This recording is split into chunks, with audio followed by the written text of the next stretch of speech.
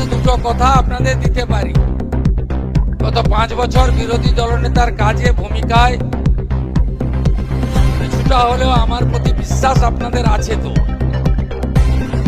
আমি 1 নম্বর বলে গেলাম, ভারতীয় জনতা পার্টি এবার সরকারে আসছে আসছে আসছে।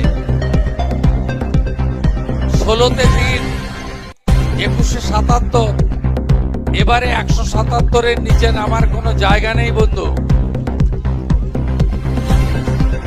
আপনারা যেমন ফরাক্কা থেকে আলিপুরদুয়ার তৃণমূলকে বাই বাই করে দিয়েছেন, আমার পাড়া তৃণমূল তাড়া করে দিয়েছেন, একইভাবে রাজ্যের অন্যান্য জায়গায় এবারও জেনে গেছে জনতা, যাবে এবার মমতা, কেউ রাখতে পারবে না।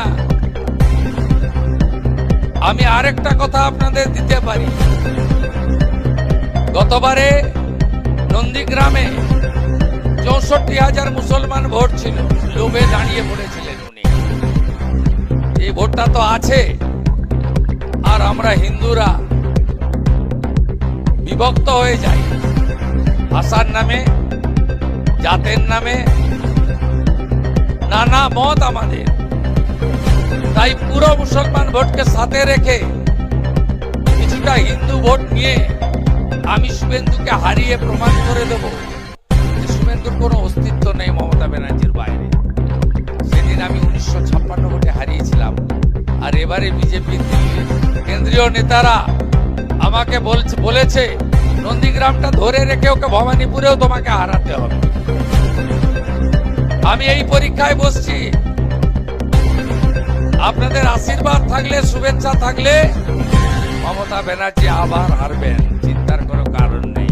জেতান বিজেপিকে, বিজেপির সঙ্গে সব সময় থাকলেন, আর যখন সরকার হবে তখন থাকবেন না। 1 লাখ ভোটে জেতাবেন তো?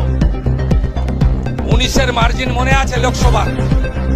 1,23,000 না 3,000, 1 লক্ষ ভোটে জেতান। আর এখানে যিনি দাঁড়িয়েছেন ওর সম্পর্কে আমি কথা খরচ খুব কম করব।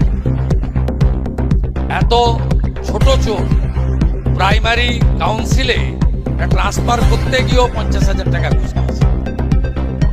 ওর সম্পর্কে আমি যা জানি বললে অনেক সন্দেহ হয়ে যাবে, ঠিক আছে? ওর সম্পর্কে আর বলছি না। আপনারা অম্লান ভাদুড়িকে জেতাবেন।